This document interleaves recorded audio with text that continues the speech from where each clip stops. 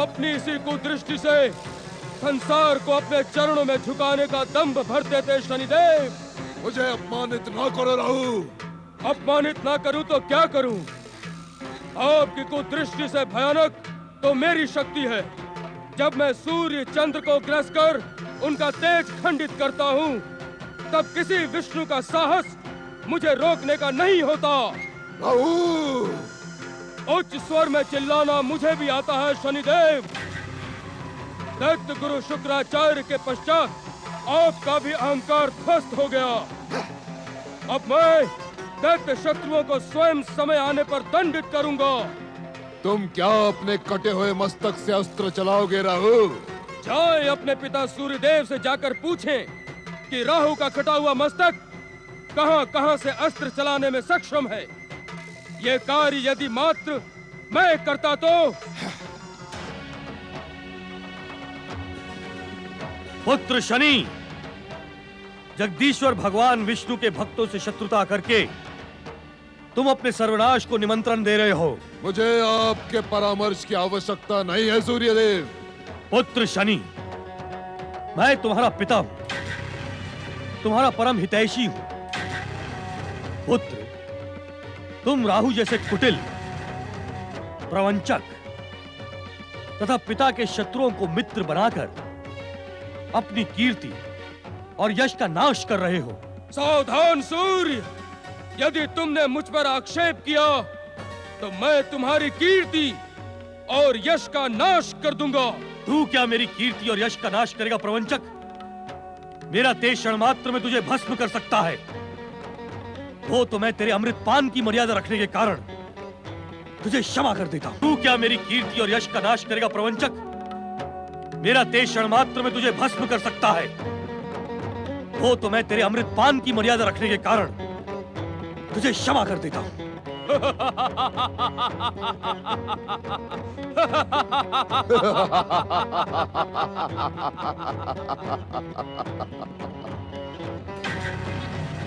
अपने गौरव, यश, कीर्ति का नाश करने वाले को क्षमा कर देने वाला मैंने आपके अतिरिक्त दूसरा नहीं देखा। इन दुष्टों के साथ रहकर तुम धर्म, नीति और मर्यादा का पालन करना भूल गए हो। नहीं, अपमानित होकर जीवित रहने से तो उचित है मृत्यु को स्वीकार कर लेना। जगदीश्वर भगवान विष्णु के अमोघ अस्त्र के सम्मुख आज तुम दोनों का भयानक अपमान हुआ है। सूर्यदेव, मैं इस अपमान का प्रतिशोध लेकर ही रहूंगा।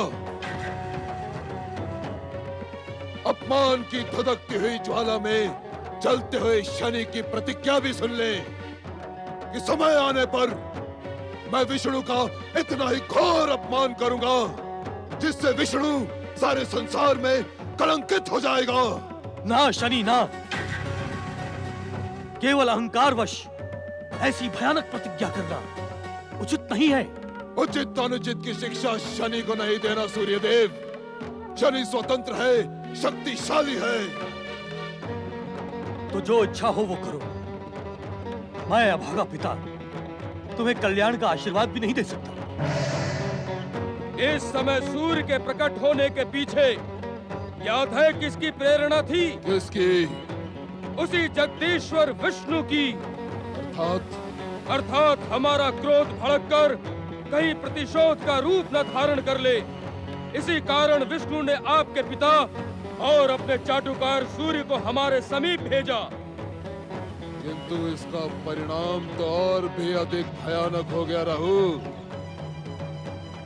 अब मैं इस संसार को अपनी भयानक शक्ति का आभास करवा के ही रहूंगा।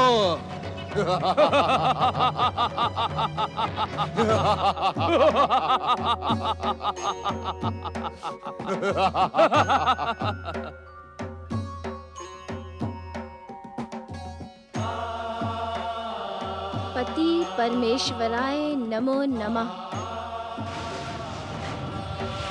भृगुपुत्र, शुक्राचार्य की विनती सुने कैलाशपति। भगवान कैलाशपति तथा माता पार्वती की शांत। हमारे बिना बुलाए यहाँ आने का प्रयोजन क्या है भृगुपुत्र? मैंने अपने महान पिता महर्षि भृगु की आज्ञा के अनुसार आपको अपना आराध्य स्वीकार किया है। यह असत्य है शुक्राचार्य। तुमने सच्चे मन से हमें अपना आराध्य स्वीकार नहीं किया है। यह आप क्या कह रहे हैं कैलाशपति? सत्य कह रहा हूं। इसके एक नहीं अनेक कारण हैं। तनिक स्पष्ट करें महेश्वर। सुने शुक्राचार्य, सर्वप्रथम कारण तो यह है कि जो भक्त अपनी भक्ति की घोषणा करता है वो सदा हमारी दृष्टि में संदेहास्पद बना रहता है। भक्ति की घोषणा? हाँ शुक्राचार्य, अनेक भक्त हमारे चित्रों, हमारी मूर्तियों को अपने प्रासादों में स्थापित कर, हमारे लघु चित्रों को अपने शरीर में धारण कर, भभूत मल कर हमारी परम भक्ति का भ्रम उत्पन्न करते हैं। इस सत्य से तो अब तक मैं भी अपरिचित थी स्वामी। वस्तुतः उनके स्वांग में भक्ति के स्थान पर अहंकार की संतुष्टि ही प्रमुख रहती है। भक्ति और अहंकार तो दो विपरीत तत्व है महेश्वर। अपनी स्वार्थ सिद्धि के लिए अनेक व्यक्ति इन दोनों विपरीत तत्वों का प्रयोग एक साथ करने में भी भयभीत नहीं होते। स्वामी, आप सृष्टि के समस्त कारणों के भी कारण हैं। आपकी गूढ़ भाषा तथा संकेतों को समझना असंभव है। तनिक सरलता से अपना कथन स्पष्ट करें। नियंता ने अभी तक किसी ऐसे गूढ़ संकेतों अथवा भाषा का निर्माण ही नहीं किया जो तुम्हारी बुद्धि से परे हो देवी पार्वती। किंतु किसी व्याख्या को आपके श्रीमुख से सुनने का सौभाग्य भला मैं कैसे छोड़ दूं? हम तुम्हारे स्वभाव से अपरिचित नहीं है देवी पार्वती। तो मेरे पूछने से पूर्व ही मुझे बताएं कि भक्ति और अहंकार का प्रयोग एक साथ कौन करता है? इसका एक प्रमाण तो दैत्य गुरु शुक्राचार्य के रूप में हमारे सम्मुख ही खड़े हैं। भोलेनाथ, इस परम सत्य को सुनकर चकित न हो दैत्य गुरु। अहंकार संतुष्टि के लिए आप जैसे व्यक्ति भक्ति को ही साधन बना लेते हैं।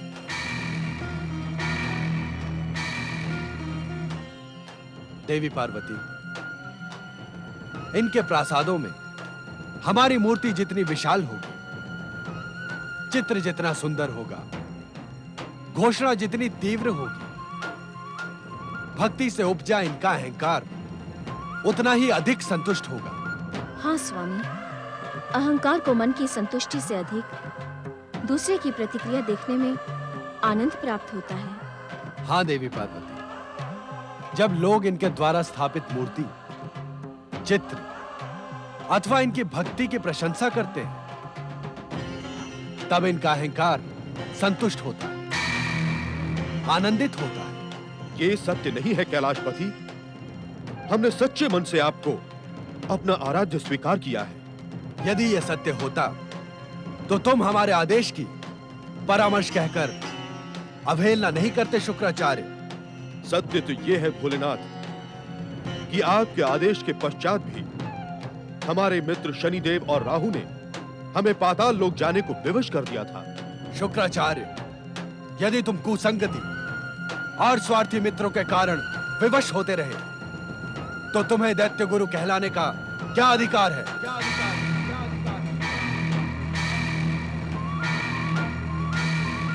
तुम दैत्य के हित का नहीं, सर्वनाश का कार्य कर रहे हो। अब जब तक तुम्हारे मन में हमारी सच्ची भक्ति जागृत न हो, तब तक कैलाश आने का कष्ट न करना।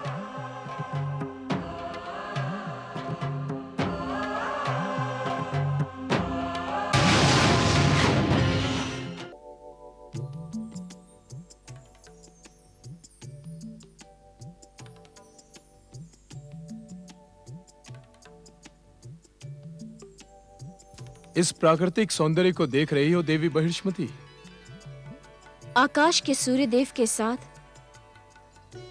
अपने मन मंदिर के सूर्य को भी देख रही हूँ स्वामी। उस सूर्य की भांति इस सूर्य को भी अनेक कार्य पूर्ण करने हैं।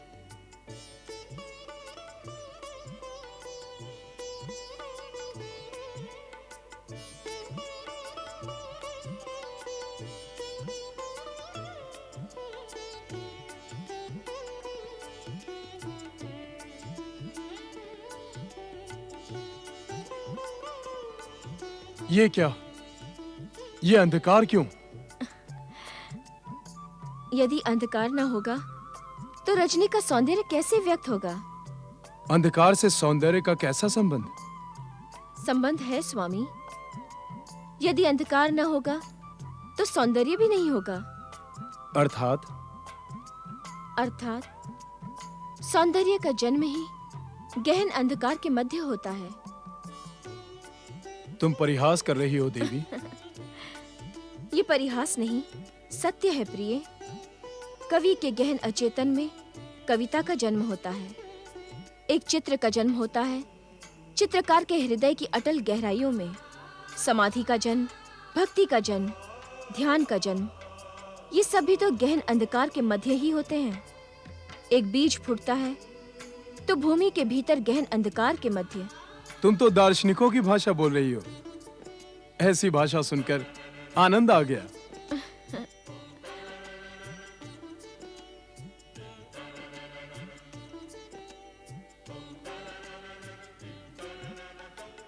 मैं निरंतर यही सोचता रहता हूं, परमपिता ब्रह्मा जी द्वारा सृष्टि संरचना का अपूर्ण कार्य जो मुझ पर छोड़ रखा है, वो क्या है?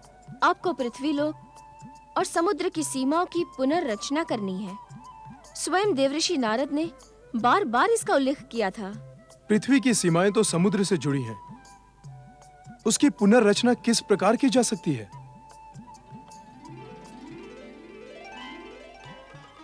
मनुपुत्र प्रियव्रत, बहिर्ष्मति, परमपिता प्रणाम।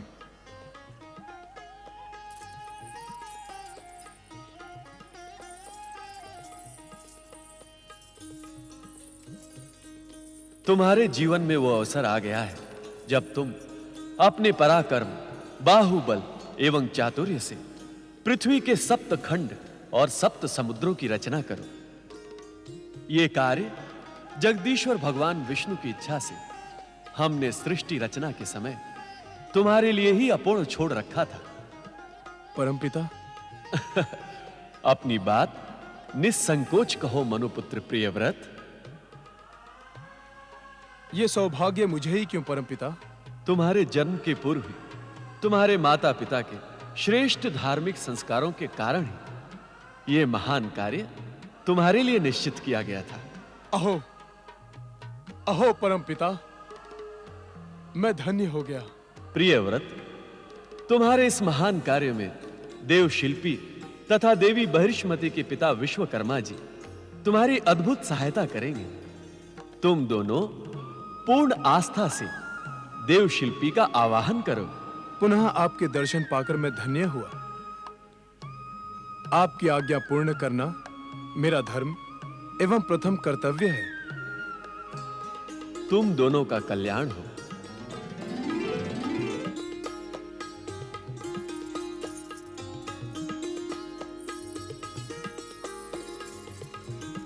देव शिल्पिन विश्वकर्मन देव दर्शनार्थम अहम आवाहयामि। अहम आवाहयामि। अहम आवाहयामि। सम्राट प्रियव्रत, पुत्री बृहस्पति, प्रणाम पिताश्री। असमय आपको कष्ट देने के लिए हम क्षमा प्रार्थी हैं। असमय नहीं, इस अवसर की प्रतीक्षा मैं युगों से कर रहा था। जगदीश्वर भगवान श्री विष्णु की कृपा से आज वो शुभ मुहूर्त आ ही गया। इन्हें आपके आशीर्वाद और सहयोग की आवश्यकता है पिताश्री। पुत्री बृहस्पति, जिस कार्य को सृष्टि के रचनाकार ब्रह्मा जी ने स्वयं पूर्ण करके तुम्हारे स्वामी और हमारे जामाता प्रियव्रत को श्रेय प्रदान किया, ये उसके वास्तविक अधिकारी हैं।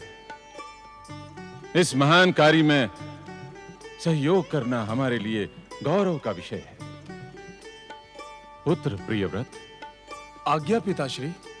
परम पिता ब्रह्मा जी की आज्ञा से हमने तुम्हारे लिए एक दिव्य आसन एवं एक दिव्य खड़ग का निर्माण किया है। दिव्य आसन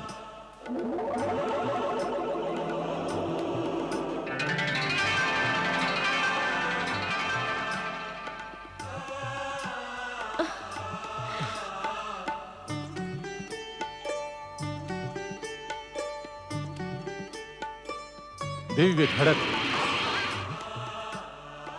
सम्राट प्रियव्रत, ये दिव्य आसन मैं तुम्हें प्रदान करता हूं। प्रियव्रत, ये दिव्य खड़क भी ग्रहण करो। लो, और परमपिता ब्रह्मा जी के द्वारा सौंपा हुआ यह कार्य पूर्ण करो।